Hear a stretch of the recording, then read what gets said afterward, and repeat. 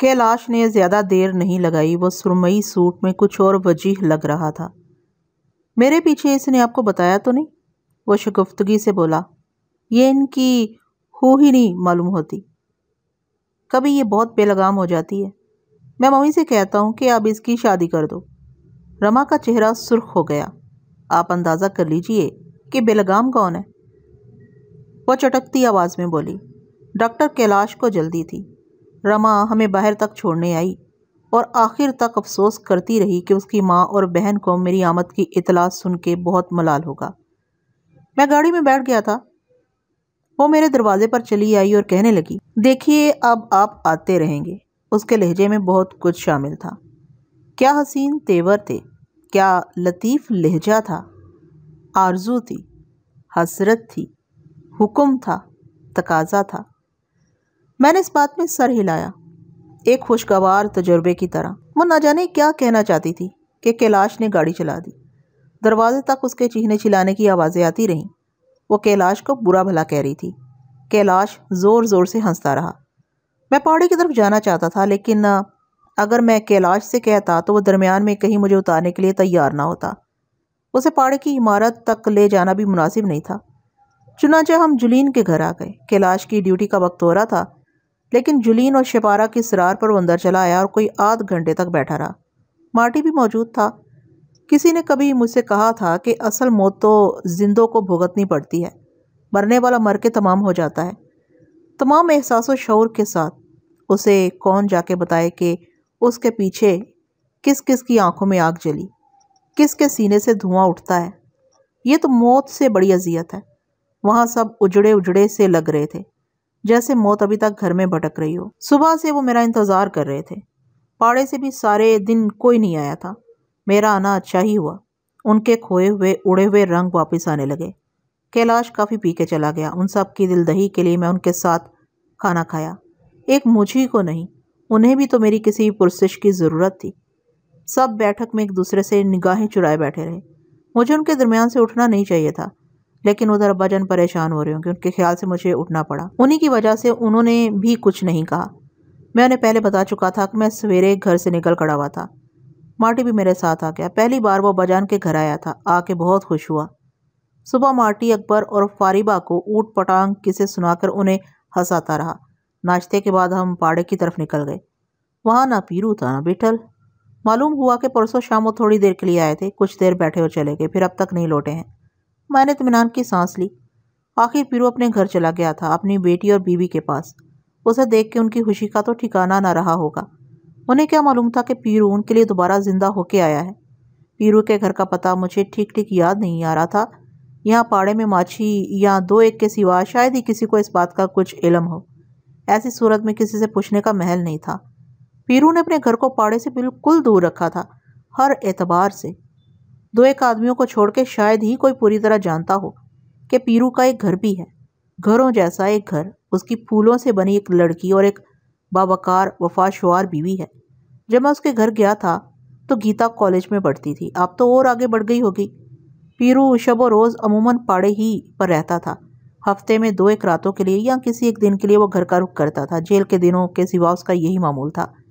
اپنے علاقے کے علاوہ بمبئی کے کئی اور دولت مند سیٹھوں سے بھی اس کے خصوصی مراسم تھے۔ پاڑے کے آدمی پاڑے سے اس کی غیر حاضری کا یہی تاثر لیتے تھے کہ آج کی رات یا آج کے دن وہ کسی سیٹھ کے ہاں عیش و عشرت میں مصروف ہوگا۔ کسی کو اس کے ان معمولات میں رخنہ اندازی کی ضرورت ہی نہ جرت۔ پیرو نے رخنہ اندازی ہی کے خیال سے یہ احتیاط کی تھی۔ ادھر ماچھی پاڑے پر بیٹھا رہتا تھا۔ پہلی بار جب پیرو مجھے اور وٹھل کو اپنے گھر لے گیا تھا تو پہلے وہ ایک سیٹھ کے ہاں گیا تھا۔ نیچے اس کی بڑی دکان تھی اور اوپر گھر تھا۔ وہیں پیرو کی موٹر کھڑی تھی۔ ممکن ہے یہ موٹر اس کے سیٹھ دوست کی ہو۔ موٹر میں بٹھا کے وہ ہمیں کوٹھیوں اور بنگلوں کے علاقے میں ایک بڑے مکان میں لے گیا تھا، جہاں ایک چھوٹا سا باغیچہ بھی تھا اور ملازموں کے لیے الگ کمرے بھی۔ مجھے یہ سب کچھ دیکھ کے بہت تعجب ہوا تھا۔ گھر کی حفاظت کے لیے مسلح ملازم تعینات تھے۔ پیرو نے مہذب آدمی ہی رکھے ہوں گے۔ اس کی بیوی ایک صاحب حیثیت پارسی خاندان کی لڑکی تھی۔ پیرو کے کہنے کے مطابق زندگی میں اس نے روشنی ہی روشنی دیکھی تھی، روشنی اور پھول۔ پیرو کے لیے وہ سب کچھ چھوڑ کے چلی آئی تھی۔ پیرو نے بھی اس کے لیے ایک چھوٹا سا تاج محل بنا دیا تھا۔ کسی گھر میں خوشی ہو تو وہ تاج محل سے بھی بڑا ہوتا ہے۔ دوپہر تک میں پاڑے میں بیٹھا اس کا انتظار کرتا رہا۔ پورے 2 دن ہو گئے تھے۔ اب اسے پاڑے آ جانا چاہیے تھا یہاں، اور بہت سے لوگ بھی اس کے منتظر تھے۔ پاڑے کے وہی معمولات تھے، وہی لوگ، وہی باتیں، دوسرے علاقوں کے داداؤں کے، پولیس کے اور جیل کے چرچے، کہاں کہاں واردات ہوئی اور کون چاقو ہار بیٹھا، کلکتے کے کون سے ڈیرے دار نے بمبئی کا رخ کیا ہے۔ پاڑے کے کب میں کھلی جگہ اور ٹین کے سائبان میں جسمانی کرتب جاری تھے، بلم بازی، پٹا، لاٹھی، چاقو زنی اور تن سازی کے مشاغل، سب کچھ وہی تھا، مگر سب لوگ گھروں سے جیسے لڑ کے آئے تھے یا کہیں کچھ لٹا کے آئے تھے۔ شامو اور جمرو مجھ سے لپٹ کے کہنے لگے، ان کا دل اس شہر میں بالکل نہیں لگ رہا ہے، استاد سے بولنے کی ہمت نہیں پڑتی، وہ واپس جانا چاہتے ہیں۔ کانتے کے بغیر انہیں سب کچھ سونا سونا لگ رہا ہے۔ وہ تو خیر کانتے کے بہت قریب تھے، ہر وقت کا اٹھنا بیٹھنا تھا، جو اتنے قریب نہیں تھے، ماچھی، گلیا، لچھمی، چھیدا، زورا وغیرہ، ان کے چہروں پر بھی ہاک اڑی ہوئی تھی۔ انہیں دیکھ دیکھ کے پاڑے کے دوسرے آدمیوں پر بھی وحشت آ رہی تھی۔ آدمی کو دیکھ کے آدمی کھلتا ہے یا مرجھا جاتا ہے۔ زورا تو بھرا بیٹھا تھا، کانتے کا نام آیا تو وہ میرے شانے پر سر رکھ کے پھوٹ پھوٹ کے رونے لگا۔ میں نے اسے تسلی دینا چاہا، لیکن میرے پاس فضول کے چند جملوں کے سوا کیا دھرا تھا، وہی جو ازل سے سب ایک دوسرے سے بولتے ہیں۔ ذرا رود ہو کے خود ہی چپ ہو گیا۔ 12 بجے کے قریب جارجی بھی آ گیا تھا۔ وہ میرے قریب آ کے بیٹھ گیا، اس نے میرے پیر چھوئے تو میں نے گھبرا کے سمیٹ لیے۔ مجھے اس کے اس طرز عمل پر حیرت بھی ہوئی، ندامت بھی۔ ماچھی نے پیرو کی جگہ مجھے بٹھا دیا تھا اور جارجی نے جیسے یہی سمجھ لیا تھا کہ پاڑے پر پیرو کی نیابت اب میں کر رہا ہوں۔ جارجی بالکل بدلا ہوا لگ رہا تھا۔ مجھ سے وہ کانتے کی تعزیت کرنے لگا اور شکایتی لہجے میں بولا کہ یہاں کسی نے اسے گھر کا پتہ ہی نہیں بتایا، ورنہ وہ کانتے کا دیدن کرنے ضرور آتا۔ مجھ سے اس کا کبھی کوئی تعلق نہیں رہا تھا، یہی چند دن پہلے اسے تھوڑا بہت جانا بوجھا تھا، مگر ایسا معلوم ہوتا تھا جیسے میرے اس کے درمیان کوئی دوری ہی نہ ہو۔ وہ اس رات کی معذرت کرنے لگا جب پیرو، وٹھل اور میں اس کے ہوٹل گئے تھے۔ بولا کہ اسے ہوش ہی نہیں تھا۔ میں اور وٹھل اس رات پہلی بار اس کے ہاں آئے تھے اور وہ ہماری کوئی خاطر نہ کر سکا۔ اب سوچتا ہے تو احساس ہوتا ہے کہ وہ کتنی دور جا چکا تھا۔ اس کی آنکھیں اپنوں غیروں کی پہچان، اندھیرے اجالے کی تمیز بھول گئی تھیں۔ کہنے لگا کہ وہ جو کچھ بھی ہے پیرو دادا کی وجہ سے، مگر نہ جانے کیا ہوا کہ اس کے قدم بہکتے گئے۔ پیرو دادا اگر بروقت نہ آ جاتا تو وہ نہ جانے کتنی دور چلا جاتا۔ میرے پوچھے بغیر وہ بتاتا رہا کہ اب ہوٹل میں عورتوں کا داخلہ بالکل بند کر دیا گیا ہے، گو اس سے اس کا کاروبار آدھا رہ گیا، لیکن اسے کوئی غم نہیں۔ ماچھی نے چپکے سے اس کی تصدیق کی کہ پاڑے کے آدمی جا کے سنگن لیتے رہے ہیں۔ اس دن کے بعد سے کوئی عورت ہوٹل میں نہیں آئی، یہاں تک کہ جارجی نے اپنی بیوی ماری کو بھی کاؤنٹر سے ہٹا دیا ہے۔ حالانکہ اب جارجی ایک ہی صورت میں ہوٹل چلا سکتا ہے کہ وہ شراب اور جوئے کی زیادہ سے زیادہ سہولتیں گاہکوں کو فراہم کرے۔ میں نے ہر چند کوئی رائے زنی نہیں کی تھی، مگر معلوم نہیں جارجی میرے سامنے یہ صفائیاں کیوں پیش کر رہا تھا۔ شاید حجالت کچھ زیادہ ہی گہری تھی۔ میں چپ رہا تو وہ عاجزی سے بولا، اس کی بیوی ماری کی آرزو ہے کہ وٹھل اور میں کسی دن پیرو دادا کے ساتھ اس کے گھر آئیں اور ماری کے ہاتھ کا پکایا ہوا کھانا کھائیں۔ میں نے کہا ہاں کیوں نہیں، ضرور آئیں گے۔ میرے بارے میں اسے بہت سی معلومات تھی کہ میں نے جھینگا جیسے پرانے استاد کا پاڑا کس طرح حاصل کیا تھا۔ بمبئی کے سب سے بڑے دادا تیواڑی کے ہاتھے کا سبب بھی وہ مجھے کو ٹھہرا رہا تھا۔ میں نے تردید کی کہ اس میں تو سبھی کا ہاتھ تھا۔ کہنے لگا لیکن بنیاد تو میں ہی تھا۔ میں اس بات سے کیسے انکار کر سکتا تھا؟ اب ان کا من کرتا ہے کبھی اپنے راجا کے چاقو کا بل آنکھ سے دیکھے۔ لوگ باغ بولتا ہے بجلی ہے کہ جادو ہے۔ ایک لہجے کو تو مجھے ایسا لگا جیسے وہ میرا مذاق اڑا رہا ہو، لیکن وہ بہت سنجیدہ تھا، اس کے لہجے میں اشتیاق بھرا ہوا تھا۔ اس نے مجھے پیشکش کی کہ بمبئی میں کسی قسم کا بھی کام ہو میں اسے بے تکلف بتا دوں، میں حکم دے کے اور ایک بار اسے آزما کے تو دیکھوں۔ کہنے لگا کہ بمبئی تو ایک تہھانہ ہے، ایک کے بعد دوسرا در تو ختم نہیں ہوتے، آدمی ختم ہو جاتا ہے۔ کبھی میں اس کے ساتھ بمبئی کے ان تہھانوں میں چلوں، یہاں میرے لیے اس نظارے میں بہت کچھ نیا اور انوکھا ہو۔ ابھی اسے ہوٹل کھولے کتنے مہینے ہوئے ہیں، لیکن اتنے عرصے میں جو کچھ اس نے دیکھا ہے وہ عمر بھر نہیں دیکھ پایا تھا۔ باہر سے یہ جو اجلے مکان نظر آتے ہیں، کسی کو نہیں معلوم کہ ان کے اندر کتنا اندھیرا بھرا ہوا ہے، اور یہی حال مکینوں کا ہے۔ وہ تصور نہیں کر سکتا تھا کہ کیسے کیسے تابندہ چہرے جن کی لوگ پوجا کریں اتنے ارزاں بکتے ہیں۔ اسے ہر طرف بازار ہی بازار نظر آتا تھا، اس کا اعتبار ہی ختم ہو گیا تھا۔ کچے قدموں کے آدمی کا تو سر گھوم جائے۔ جارجی میری خاموشی کو میرا تجسس سمجھ رہا تھا، مجھے طرح طرح سے خوش کرنے کی کوشش میں مصروف تھا۔ آدمی مروت میں بھی تو خوشامد قبول کرتا ہے۔ اسے کچھ یہ غلط فہمی ہو گئی تھی کہ میں پیرو دادا کے لیے اس کی مؤثر سفارش ثابت ہو سکتا ہوں۔ میں نے اشارتاً اسے باور کرانا چاہا کہ پاڑے پر آدمی اپنی سفارش آپ ہوتا ہے۔ اس کے حد سے زیادہ حجالت سے مجھے شرمندگی ہونے لگی تھی، بلکہ گھٹن بھی۔ 2:30 बजे दस्तरखान बिछाया गया, तब कहीं वो मेरे पास से हटा। खाने में इतनी देर पीरू के इंतज़ार में की गई थी, खाने के बाद वो नहीं आया। अब मुझे तशवीश होने लगी। बिठल तो हैरियत से है, कहीं पीरू के घर जाके वो बिखर ना गया हो। पाड़े का नहीं तो इन दोनों को अब्बाजान और जुलीन वगैरह का तो ख्याल होगा, हो सकता है वो कहीं उन्हीं की तरफ ना निकल गए हों। 3:15 बजे मैं उठ खड़ा हुआ। मार्टी, शामू और जुमरू भी मेरे साथ उठ गए। मेरा इरादा पीरू के घर जाने का था, मगर उन्हें मैं कैसे साथ ले जा सकता था? यूँ रोकना भी मुनासिब नहीं था, लेकिन इधर उधर का कोई उज़र करने की बजाय मैंने साफ साफ उनसे कह दिया कि वो मेरे साथ ना आए, अभी पाड़े पर रहें। शाम को किसी वक्त मैं यहीं वापस आ जाऊंगा, रात भी हो सकती है। मैंने एहतियातन ये उनसे कह दिया। वो सब भी इतने मजहूल और नातवा हो रहे थे कि किसी ने मुझसे हुज्जत नहीं की। धूप उतरती जा रही थी। मैं अंदाजे से फासला तय करता रहा। कोशिश कर देखने में क्या हर्ज था? मुझे काम भी कौन सा था? रात को घर ही पहुंचना था। उस वक्त तक मेरे पास वक्त ही वक्त था। पैसे मेरी जेब में थे। बस थोड़ी बहुत निशानियां मुझे याद रह गई थी। वही जहन में रख के मैं एक सड़क से दूसरी सड़क तक पैदल फासला तय करता रहा। आगे मैंने टमटम रोक ली, लेकिन मुझे उलझन होने लगी।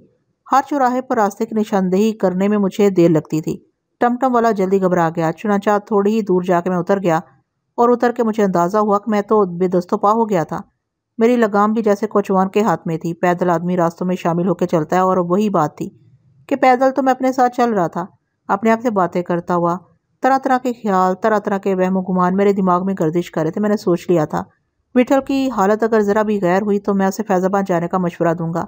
वो यहाँ रहा तो कांते उसे सताता रहेगा, सताएगा तो वो वहाँ भी उसका नक्श तो विठल से मिटाए ना मिटेगा। कांते तो उसकी आदत था, उसका साया।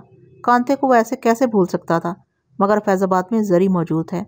ज़री उसे अच्छी तरह समझती है। काश वो इस वक्त यहाँ मौजूद होती। उसके सामने विठल बेबस सा हो जाता है। ज़री के अलावा वहाँ जहांगीर है, निस्सा है, उस्ताद जामू कलकत्ते से आ सकता है। फैज़ाबाद के अड्डे के बहुत से लोग हैं। मौत पर अजीज़ शायद इसलिए इकट्ठे हो जाते हैं कि आदमी को गुदास देते रहें कि अभी और भी बाकी हैं।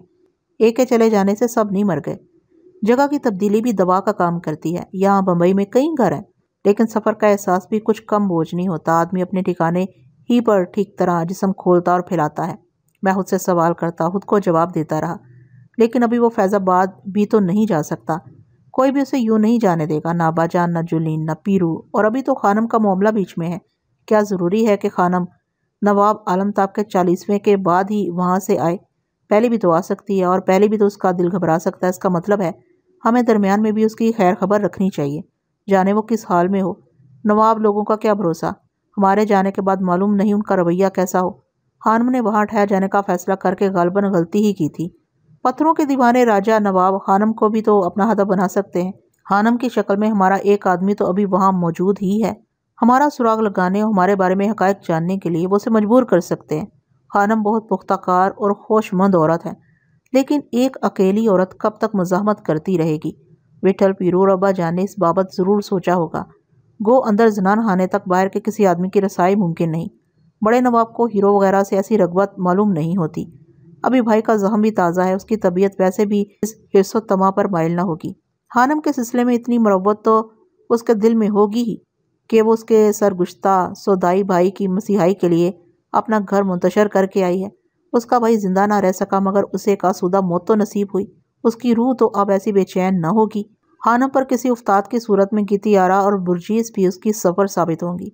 उनकी मौजूदगी में खानम को महफूज समझना चाहिए। नवाबजादी होने के बावजूद उनमें वो हू नहीं है।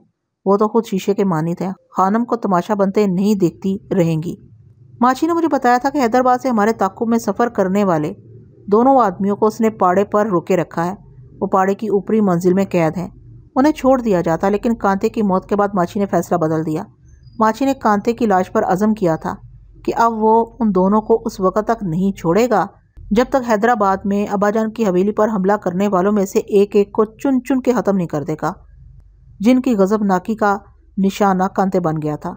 माची इरादे का इतना ही पक्का था, लेकिन रियासत हैदराबाद शहर जिस्लेमर के राना महताब की हवेली नहीं है, जिसमें एक अंधेरी रात फसील फलांग के वो और पीरू अंदर दाखिल हो गए थे और विठल की खिदमत में पेश करने के लिए राना महताब की आंखें निकाल लाए थे।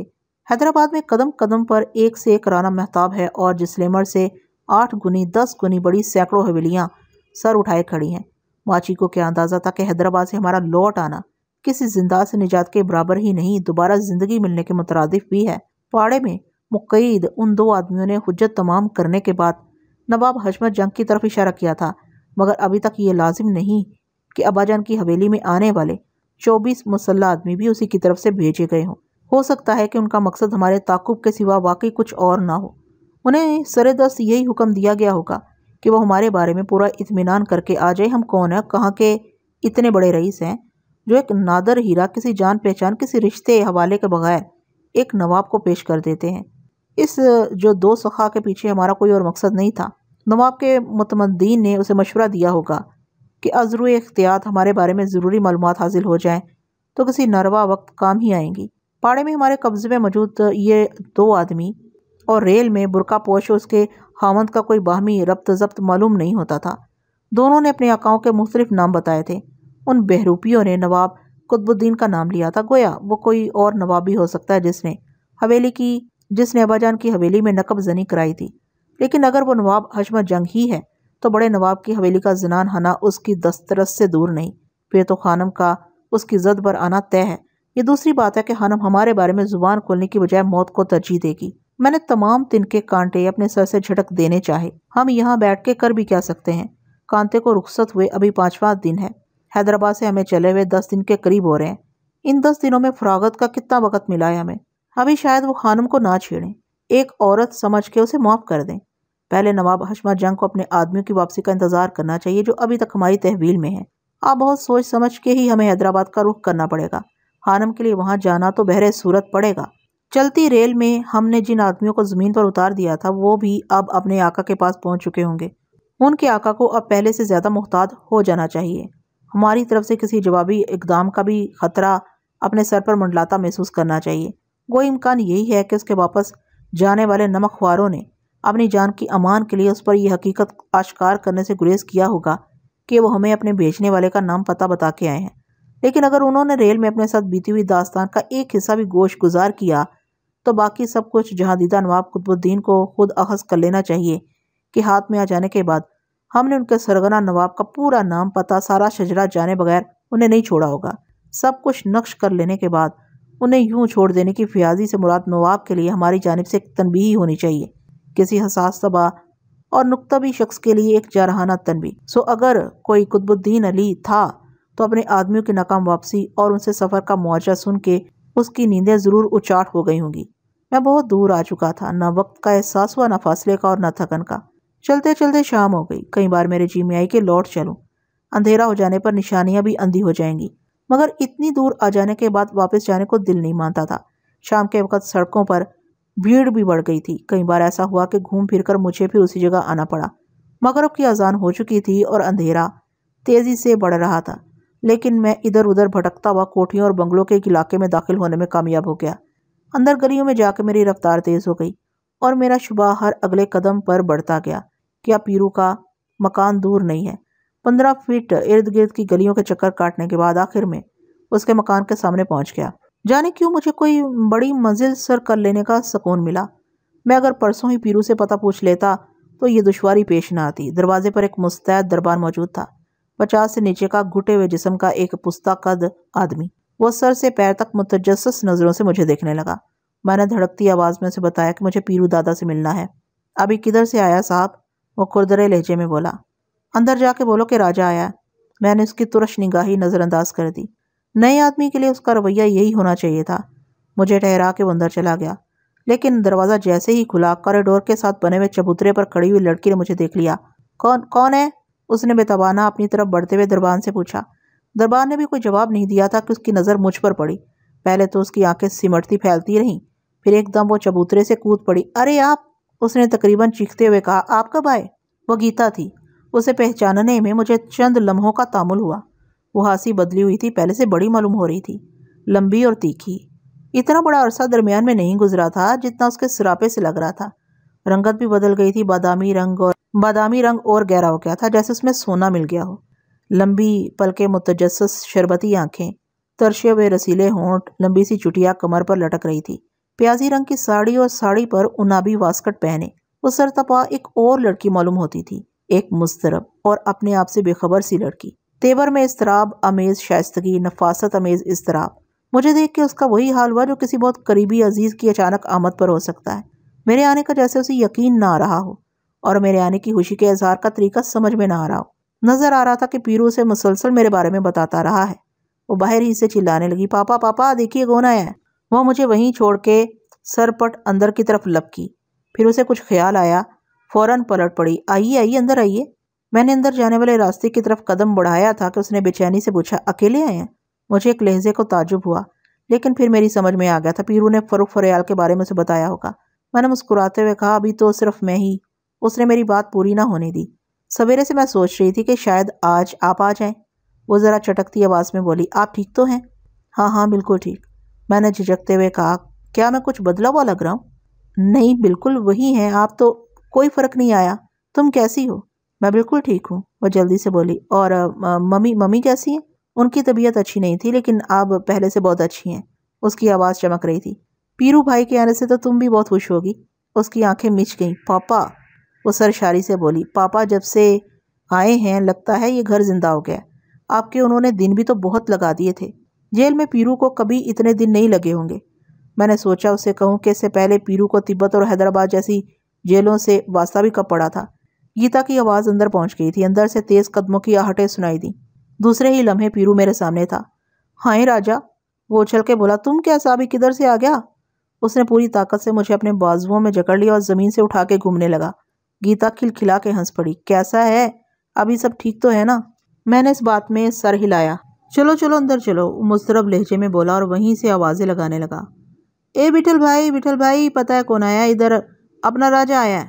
میری کمر میں ہاتھ ڈال کے تقریباً دھکیلتا ہوا وہ ایک کشادہ اور روشن کمرے میں لے آیا۔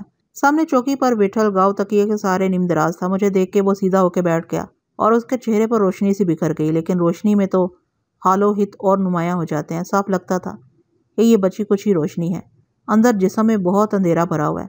کچھ پوچھنے کی ضرورت نہیں تھی، اس وقت کمرے میں اس کے یوں پڑے رہنے سے سب ظاہر تھا۔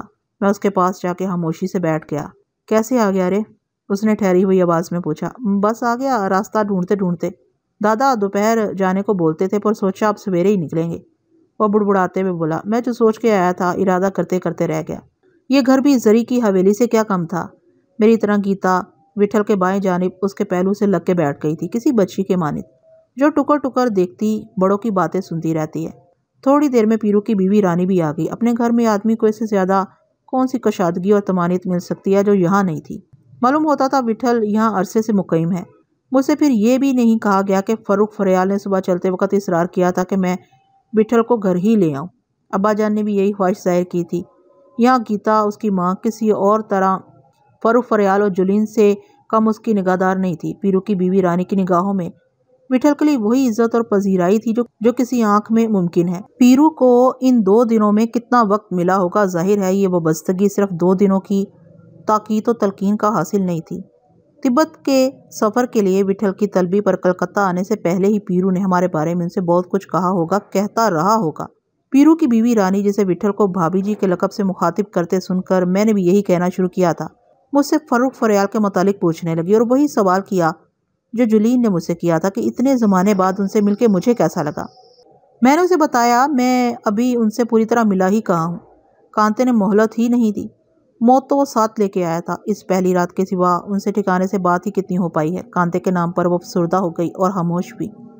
پیرو اور اس کی بیوی کے درمیان دوستوں کا سا تعلق تھا۔ لگتا تھا پیرو اسے کچھ چھپاتا نہیں ہے، سبھی کچھ شاید اسے معلوم تھا، لیکن گیتا کے چہرے کی سادگی بتا رہی تھی کہ وہ بہت سی باتوں سے بے خبر ہے۔ اسے نہیں معلوم کہ اس کا باپ بمبئی کے کتنے پاڑوں کا دادا ہے، اور پاڑا کیا، پاڑے کا دادا کون ہوتا ہے۔ اسے کوئی بتاتا تو پھر وہ ضرور پوچھتی کہ آخر اس کے باپ کو پاڑے کی ایسی کیا ضرورت ہے۔ یہ حویلی تو نہیں تھی، لیکن اس گھر میں سبھی کچھ تھا، کشادہ اور ہوادار کمرے، باغیچہ، طرح طرح کا ساز و سامان، آرائش کی چیزیں، کھڑکیوں اور دروازوں پر رنگ برنگے پردے، فرشی نشست کا ایک ایک کمرہ، ایک کمرے میں صوفے، کرسیاں اور کھانے کی میز لگی ہوئی، جگہ جگہ گلدان، بے داغ دیواریں، خدمتگار، ایک باوقار، معاملہ فہم اور پڑھی لکھی بیوی، ٹھہر ٹھہر کے بات کرنے والی، آواز میں گونج، لہجے میں گداس، نپے تلے نقش و نگار، شہابی رنگ، اجلی اجلی سی، اپنے نام کی نسبت سے وہ کسی رانی ہی کی طرح تھی، اور ایک بیٹی چینی کی گڑیا سے مشابہ،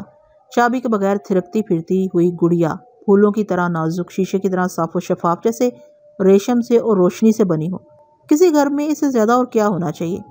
ان सब के होते हुए पीरू को पाड़े की क्या ज़रूरत है? पाड़े और इस घर में कोई मुनासबत नहीं है।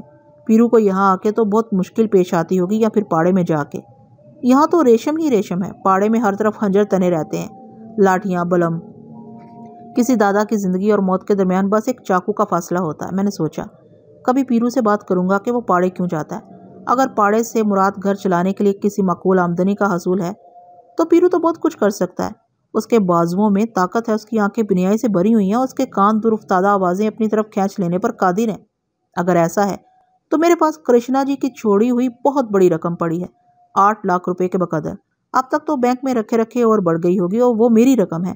अगर पीरू मुझ पर अपना हक समझता है तो उसे इनकार नहीं करना चाहिए, मगर शायद ये बात नहीं थी। एक बार कोई पाड़े से वाबस्ता हो जाता है तो पाड़ा उसे मुश्किल से छोड़ता है। पाड़ा आदमी में रच सा जाता है। पीरू की वाबस्तगी तो इब्तदा से है, और ये बात तो कितनी ही बार उसकी बीवी रानी ने भी कही होगी, मालूम नहीं पीरू उसे क्या जवाब देता रहा है। एक बार मैं भी उसे पूछूंगा ज़रूर। मुमकिन है पीरू के पास कोई बहुत बड़ा जवाब हो जो मेरी समझ से बालातर है। गीता मुझे अपनी मुख्तसर सी मुतालिया गाह में ले गई, जहाँ नसाब की किताबों के अलावा 100-150 के करीब अंग्रेज़ी नावल अलमारी में सजे हुए थे। एक कोने में तबला रखा था और हारमोनियम भी, और मेज़ पर तरह तरह की बांसुरियाँ।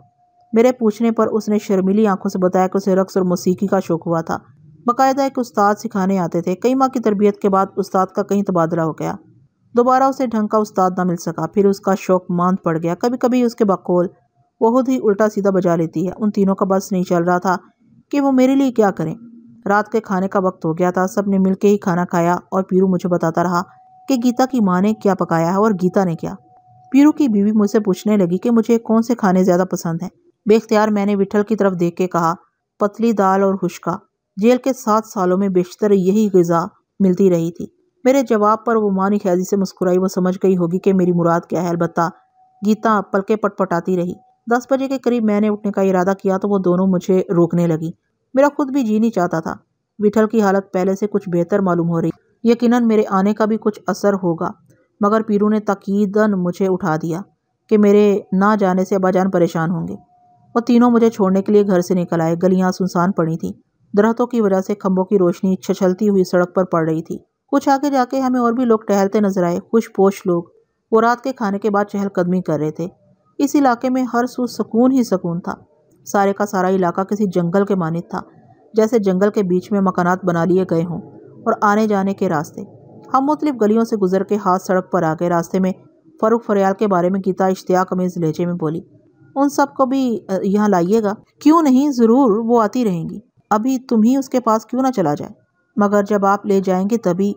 तुम राजा के साथ जा सकता है, पीरू ने कहा, और मुझसे मुखातिब होकर बोला, राजा अब इसको उधर ले जा। इस वक्त? गीता ने तजब्बुज़ से कहा, इस वक्त में क्या जाता है? अभी 2-3 रोज़ बिटिया लोग के साथ ही रहना। वो सब तेरा दूसरा बहन भाई है। तुम अकेला होने का बहुत बोलता था। इधर अभी तुम कभी भी अकेला नहीं होएगा। अपन बाहर से तेरे लिए कैसा कांच का माफिक, फूल का माफिक लोग लाया है कि देखेगा तो बोलेगा, पापा अपन को उधर ही उन लोग के पास रहने का है। देखेगा तो देखता रह जाएगा। राजा सीधा उधर ही जा रहा है। जाना है तो अभी चले जाने का है। क्यों राजा? हाँ दादा, मैंने उसकी हमनवाई की कोशिश की। चलो, ज़रूर चलो, ये तो बहुत अच्छी बात होगी, सब खुश हो जाएंगी। मगर रात बहुत हो गई है, पीरू की बीवी नरमी से बोली। रात बहुत हो गई है? रात बहुत हो गया। अभी राजा जो साथ है, राजा अक्खा शेर है, पीरू ने तेज़ी से कहा। पता है राजा कौन है? वो लोग अब सो गए होंगे। उधर अपना घर है रानी, पीरू तुनक के बोला। देखना, इधर राजा का चाप सुनेगा, उधर जाग पड़ेगा। मगर पीरू कुछ तौक़ुफ़ के बाद खुद ही हंस के कहने लगा, ठीक है, अभी सवेरे अपन के साथ चलना।